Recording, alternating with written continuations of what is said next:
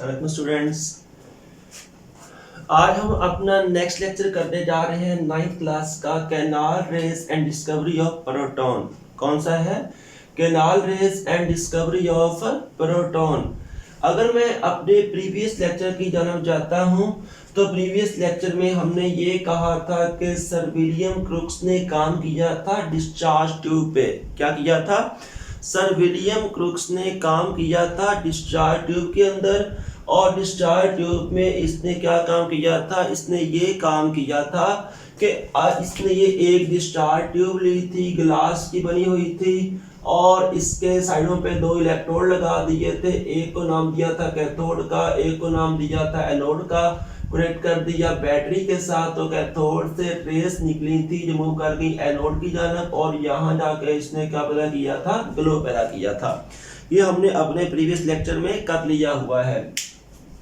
अब उन रेस को नाम दिया गया था कैथोड रेस का, और थॉमसन ने एक कैथोड रेस को उसका नाम दिया था, इसने डिस्कवर किया था कैथोड रेस को। आगे इसके बाद हमने किया था कि स्टोनी ने कैथोड रेस को नाम दे दिया था इलेक्ट्रॉन का। अब इसके बाद आ जाता है 1886। कब आ जाता है? 1886 में बारी आ जाएगी गोल्डस्टेन की। अब गोल्डस्टेन ने क्या अपना एक मुशाहिदा किया था। अगर मैं डिस्चार्ज ट्यूब की बात करता हूं तो यहां से आपको ये समझा देता हूं। इसने क्या किया था, पहले हम बात कर लेते हैं। ये हमारे पास डिस्चार्ज ट्यूब है। जब हम इसकी बात करते हैं इतने से काम की, मैं दोबारा फिर बेस के ऊपर आ रहा हूं, हम इतने से काम की बात करते हैं। तो हुआ क्या था कि जब इलेक्ट्रोड्स को कैथोड और एनोड को कनेक्ट किया गया था बैटरी के साथ, तो कुछ रेस निकली थी जो मूव कर गई थी कैथोड से एनोड की जानब। कहाँ मूव कर गई थी? कैथोड से एनोड की जानब। और एनोड के साथ इसने यहाँ पे वाल के साथ जाके ग्लो पैदा किया था जब ये टकराई थी डिस्चार्ज ट्यूब की वाल के साथ। बात समझ आ गई ना? डिस्चार्ज ट्यूब की वाल के साथ टकराई थी और इसको यहाँ पे इसने क्या काम किया था? ग्लो प्रोड्यूस किया था। अब इसके बाद आता है गोल्डस्टेन ने देखा कि जिस तरह ये रेस कैथोड रेस यहाँ पे आके कोलाइड करती हैं, क्या होता है? किसने किया था? गोल्डस्टेन ने। क्या कहा था कि जिस तरह रेस यहाँ से निकल के यहाँ आती हैं और यहाँ पे आके ग्लो प्रोड्यूस करती हैं, कुछ रेस ऐसी भी हैं जो आके ग्लो इस तरह प्रोड्यूस कर रही हैं। ये जो मैंने यहाँ पे ब्लैक कलर किया हुआ है, इसको आप ये कंसीडर करोगे कि ग्लो वहां पे भी बन रहा है। क्या थॉमसन ने तो ये काम किया कि ये रेस यहाँ पे आकर ग्लो प्रोड्यूस करती हैं, लेकिन गोल्डस्टेन ने क्या कहा कि गोल्डस्टेन ने ये कहा कुछ उसी वक्त ग्लो यहाँ पे भी प्रोड्यूस हो रहा है। और ये हो सकता है कि कुछ रेस हैं जो इस तरह कैथोड से आती हैं एनोड की जानब, उसी तरह एनोड से निकल के जाएंगी कैथोड की जानब। बात समझ आ गई ना? जिस तरह कैथोड से रेस निकल के आती हैं एनोड की जानब, उसी तरह हो सकता है कि कुछ रेस निकल के एनोड से निकल के जाती हैं कैथोड की जानब। लेकिन जब एक्चुअली स्टडी किया गया तो पता चला कि एनोड से कोई रे नहीं निकल रही। बात समझ आ गई ना? अब अगर एनोड से रे नहीं निकल रही तो फिर ये जो कैथोड की जानब ग्लो बन रहा था ये वाला, ये किस वजह से था? बात समझ आ गई ना? कि ये जो कैथोड से जाती हैं रेस टकराती हैं एनोड की जानब, वहां ग्लो प्रोड्यूस करती हैं, तो हो सकता है कुछ रेस इधर से निकलती हैं एनोड से और वो आती हैं कैथोड के पास और यहाँ पे वो ग्लो प्रोड्यूस करती हैं। बात समझ आ गई ना? लेकिन जब इसको एक्चुअल स्टडी किया गया तो एनोड ने कोई रे प्रोड्यूस नहीं की, लेकिन इसने क्या देखा? इसने ये देखा कि कुछ रेस यहाँ पे आके टकरा रही हैं और यहाँ पे भी ग्लो प्रोड्यूस हो रहा है। अब ये ग्लो किस वजह से था? अब इसके बाद आगे चलते हैं कि जब उन्होंने इस्तेमाल क्या किया था, उन्होंने यहाँ पे इस्तेमाल किया to cathode observed in addition to cathode rays other rays are also found in the discharge tube, जो कि यहाँ पे आके ग्लो प्रोड्यूस कर रही थी। They travel in opposite direction of the cathode rays. क्या था कि ये रेस कैथोड रेस के खालो सिमत में सफर करती थी कि अगर कैथोड रेस यहाँ जाके ग्लो प्रोड्यूस कर रही है तो वो रेस यहाँ पे आके प्रोड्यूस कर रही थी glow. he used perforated cathode। अब उसने क्या काम किया था, परफोरेटेड कैथोड इस्तेमाल किया। किसने किया था, गोल्डस्टेन ने। ये देखने के लिए कि रेस कहाँ से आती हैं तो हम इसको ये कंसीडर कर लेते हैं कि उसने क्या काम किया, परफोरेटेड कह लेते हैं छोटे छोटे सुराखों को। किसको कह लेते हैं, परफोरेटेड कहेंगे छोटे छोटे सुराख। अब जब एनोड के अंदर सुराख किए गए तो यहाँ पे ग्लो और ज्यादा हो गया। बात समझागी ना। तो जब इसके अंदर छोटे से सुराख किए गए, जिन सुराखों को क्या नाम क्या दिया गया था, कैनाल्स का। क्या इसको नाम दिया गया था, कैनाल्स का।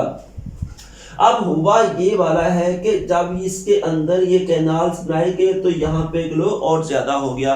तो चूंकि अब यहाँ पे अंडरस्टूड हो गया था कि पहले ग्लो कम है और सुराख करने के बाद यहाँ पे ग्लो और ज्यादा हो गया है। बात समझागी ना। तो चूंकि वहां पे ग्लो और ज्यादा हो गया था इसलिए कहा गया कि ये रेस इन सुराखों से गुजरने के बाद यहाँ पे आके टकरा रही है। बात समझागी ना कि ये रेस इन सुराखों से गुजरने के बाद वहां पे आके टकरा रही है। अब ये बड़ा एक इंपॉर्टेंट शॉर्ट क्वेश्चन भी है कि why canal rays are called या why canal rays are called canal rays. Canal rays को कैनाल रेस क्यों कहते हैं, बात समझागी ना। या ये आ सकता है कि why positive rays are called canal rays. Actual में क्या था, एक्चुअल में ये था कि जब कैथोड के अंदर छोटे छोटे सुराख बनाए गए थे और उन सुराखों को नाम दिया था कैनाल्स का, तो हुआ ये वाला कि जब ये कैनाल्स बनाए गए तो ग्लो उसकी जानब क्या हो गया, और ज्यादा हो गया। जो अंडरस्टूड था कि ये रेस इन सुराखों से गुजरने के बाद भी यहाँ पे आके टकरा रही है। तो चूंकि ये इन सुराखों से गुजर रहे थे इसलिए इसको नाम दिया गया कैनाल रेस का। इसको नाम दिया था कैनाल रेस का। आगे इन कैनाल रेस की प्रॉपर्टीज कौन कौन सी हैं, they travel in straight line opposite to cathode rays. अगर कैथोड रेस आती है कैथोड से एनोड की जानब तो वो जो पॉजिटिव रेस है वो मूव कर जाती है कैथोड की जानब और यहाँ जाके वो ग्लो प्रोड्यूस करती हैं। Diffraction in electric and magnetic field shows that they are positively charged।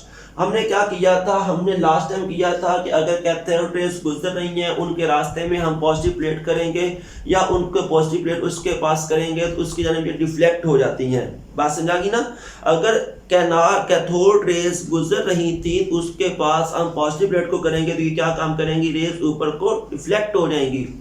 तो हमने क्या काम किया, उसी तरह जब इस रेस के रास्ते में हम इलेक्ट्रिक या मैग्नेटिक फील्ड रखेंगे ये क्या काम करेगा, वहां पे डिफ्लेक्शन शो करेगा। जो क्या है, इसके ऊपर चार्ज कौन सा है, पॉजिटिव चार्ज है। Nature of canal rays depends on the nature of gas in the discharge tube. क्योंकि हर गैस की नेचर डिफरेंट होती है, किसी का मैस कम होता है, किसी का मैस ज्यादा होता है। तो जो आपने डिस्चार्ज ट्यूब के अंदर गैस रखी हुई है इसकी नेचर उस गैस के ऊपर डिपेंड करेगी। बात समझ आ गई ना। और उसके आ जाएगा produce through ionisation of gas. अब ये रेस बनी कैसे हैं, हमने यहाँ पे किया है ना कि ये रेस यहाँ पे आके ग्लो प्रोड्यूस करती है। जब एक्चुअली पता चला तो इसने तो कोई रेस बनाई नहीं है, तो फिर ये रेस आई कहाँ से है। ये रेस इस तरह आई है कि डिस्चार्ज ट्यूब के अंदर हमने क्या रखा हुआ था, कोई भी गैस मॉलिक्यूल रखा हुआ था। क्या रखा हुआ था, हमने यहाँ पे कोई भी गैस मॉलिक्यूल रखा हुआ था। से आप ये कर दो कि इसके रास्ते में ये आ गया गैस मॉलिक्यूल डिस्चार्ज ट्यूब में पड़ा हुआ है। अब हुआ क्या है कि जब कैथोड रेस निकल के कैथोड से जा रही थी एनोड की जानब, तो कैथोड रेस एक्चुअल में क्या थे, इलेक्ट्रॉन्स थे। कैथोड रेस क्या थे, एक्चुअल में इलेक्ट्रॉन्स थे। अब यही इलेक्ट्रॉन जब टकरा गया गैस जो कि हमने डिस्चार्ज ट्यूब के अंदर रखी हुई थी उसके मॉलिक्यूल के साथ, बात समझ आ गई ना कि ये जो इलेक्ट्रॉन है टकरा गया, जो कैथोड रेस है ये टकरा गई उस गैस के मॉलिक्यूल्स के साथ जिसको हमने काम रखा हुआ है डिस्चार्ज ट्यूब के अंदर। और क्या काम किया कि इसने क्या काम किया है कि जब इसके साथ आके टकराई, इस इलेक्ट्रॉन को अपने साथ लेके निकल गई। एक्चुअली में कैथोड रेस क्या था, इलेक्ट्रॉन थे और एक इलेक्ट्रॉन इसने ये निकाल लिया, एक इलेक्ट्रॉन ये और एक इलेक्ट्रॉन ये मिलके कितने इलेक्ट्रॉन बन गए, 2 इलेक्ट्रॉन बन गए। और इसके बाद साथ क्या हुआ है कि जैसे ही इस मॉलिक्यूल का इलेक्ट्रॉन निकला, इसके ऊपर कौन सा चार्ज आ गया, पॉजिटिव चार्ज आ गया। इसके ऊपर कौन सा चार्ज आ गया, पॉजिटिव चार्ज आ गया। और यही वो पॉजिटिव चार्ज पार्टिकल थे जो यहाँ से गुजरने के बाद इसकी वाल के साथ कोलाइड करने के बाद ग्लो प्रोड्यूस कर रहे थे। बात समझ आ गई ना। अब उसके बाद आ जाएगा इसकी जो पांचवी प्रॉपर्टी है, E और M value depends upon the gas in the discharge tube. अब E यहाँ पे क्या है, E को हम कर देंगे, यहाँ पे होगा E इसका चार्ज, E क्या होगा, चार्ज होगा, और M क्या होगा, किसी भी गैस का मैस होगा। तो अब ये जो रेस है जो यहाँ पे जाके ग्लो प्रोड्यूस कर रही है, ये किसके ऊपर डिपेंड करता है कि आपने कौन सी गैस रखी हुई है डिस्चार्ज ट्यूब के अंदर। बात समझ आ गई ना। मैं दोबारा फिर इस लेक्चर को रिवाइज कर देता हूं। हमने यहाँ पे कैथोड रेस और कैनार रेस दोनों को आपस में कंपेयर करना है। कैथोड रेस में हमने ये कहा था कि कैथोड रेस कैथोड से बनती है, यहाँ पे आकर टकराती हैं और ग्लो प्रोड्यूस कर देती हैं।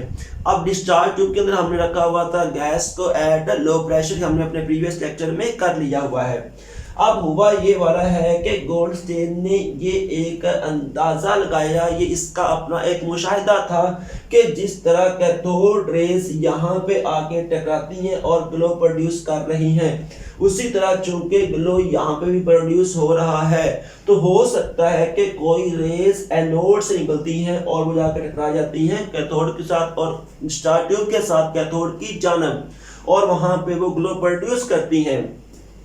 लेकिन जब एक्चुअल में स्टडी किया गया तो एनोड से कोई रे नहीं निकली। अब उसके बाद किया क्या गया था, उसके बाद कैथोड के अंदर जब छोटे छोटे सुराख बनाए गए, इसको नाम दिया गया था कैनाल्स का। तो ये रेस वहां से गुजर गई और वहां जाके इसने ग्लो प्रोड्यूस कर दिया। तो हुआ क्या है, इस गैस की प्रॉपर्टीज कौन कौन सी हैं कि ये ऑपोजिट साइड में ट्रेवल करती है कैथोड रेस के। अगर हम इसके पास इलेक्ट्रिक या मैग्नेटिक फील्ड करेंगे तो इसके में पॉजिटिव चार्ज शो होगा। उसके बाद इसकी नेचर होती है वो गैस के ऊपर डिपेंड करती है कि हमने डिस्चार्ज ट्यूब के अंदर कौन सी गैस रखी हुई है। उसके बाद ये बनी कैसे है, गैस को आयोनाइज करने के बाद। इसके बाद इसकी जो E और M वैल्यू है वो डिपेंड करता है आपने कौन सी गैस उसके अंदर रखी है डिस्चार्ज ट्यूब के अंदर। अब इसके बाद हम नेक्स्ट में कर जाते हैं डिस्कवरी ऑफ न्यूट्रॉन।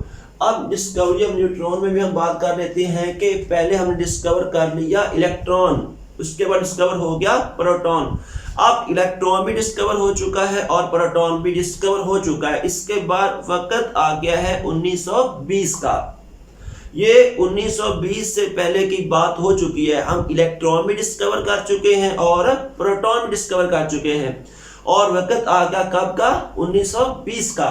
यहाँ पे क्या हुआ है, 1920 में रदरफोर्ड ने कहा कि अगर हम एक एटम को इलेक्ट्रॉन और उसके बाद प्रोटॉन, क्योंकि इलेक्ट्रॉन भी था और इसके साथ प्रोटॉन भी था, अगर इस बेस के ऊपर हम एटम को स्टडी करते हैं, इसका जो मैस है वो क्या हो जाएगा, इम्बैलेंस। इसका मैस क्या होगा, वो इम्बैलेंस हो जाएगा। बात समझा गई ना। अब उसने ये कहा कि एटम के अंदर एक ऐसा पार्टिकल भी मौजूद है जिसके ऊपर कोई चार्ज नहीं है, वो क्या है, न्यूट्रल है, जिसका मैस प्रोटॉन के मैस के बिल्कुल बराबर है। बात समझा गई ना। जिसका मैस जो है प्रोटॉन के मैस के बिल्कुल क्या है, इक्वल है। और इसके बाद चैडविक ने एक्सीडेंटली तौर पे न्यूट्रॉन को डिस्कवर किया। क्या काम किया, चैडविक ने न्यूट्रॉन को एक्सीडेंटली डिस्कवर किया। कब, 1932 में। कितने साल बाद, रदरफोर्ड का वो आइडिया देने के तकरीबन 12 सालों बाद उसने ये काम किया। क्या किया था, हुआ ये वाला था कि bombarded alpha particles on beryllium target. अब अल्फा पार्टिकल्स, सपोज हम इसको ये फर्ज कर लेते हैं कि हीलियम के न्यूक्लियाई थे, अल्फा पार्टिकल किसके न्यूक्लियाई थे, हीलियम के थे। जब इस हीलियम के न्यूक्लियाई को लेके बम्बार्ड किया गया बेरिलियम मेटल के ऊपर, तो क्या हो गया कि आगे क्या हुआ जी, most penetrating rays were produced. क्या हुआ, most penetrating rays were produced, और इन रेस का जब चार्ज चेक किया गया तो उनके ऊपर कोई चार्ज नहीं था। एक्चुअली में वो क्या थी, हैविंग नो एनी चार्ज, उसके ऊपर कोई चार्ज नहीं था। इस तरह जो रदरफोर्ड ने अपना एक कॉन्सेप्ट दिया था कि एटम के अंदर न्यूट्रल पार्टिकल मौजूद है, वो ठीक हो गया। बात समझ आ गई ना, एटम के ऊपर कोई चार्ज नहीं है। अब ये जो एक्चुअली में ये वाले न्यूट्रॉन्स थे जो कि फास्ट मूविंग रेस प्रोड्यूस, जो कि क्या थी, पेनिट्रेटिंग भी थी, तो दे आर मोस्ट पेनिट्रेटिंग, क्योंकि ये किसी भी बॉडी से गुजर जाने की एबिलिटी रखती हैं। They can not ionise gas, और ये गैस को आयोनाइज नहीं कर सकती। इस तरह हमने कहा ना कि कैथोड रेस गैस को आयोनाइज कर रही थी, तो ये जो न्यूट्रॉन की रेस है ये इसको आयोनाइज नहीं कर सकती। जब इसके चार्ज को चेक किया गया, इसके ऊपर कोई चार्ज नहीं था, ये क्या थी, मोस्ट पेनिट्रेटिंग थी। बात समझा गई ना। तो ये जो आज का हमारा थोड़ा सा काम है कि हमने किया प्रोटॉन के बारे में कर लिया, और उसके बाद हमने न्यूट्रॉन के बारे में किया है। इसके बाद हम आगे चले जाएंगे रदरफोर्ड कॉन्सेप्ट की जानब या रदरफोर्ड एटॉमिक मॉडल की जानब। अल्लाह हाफिज़।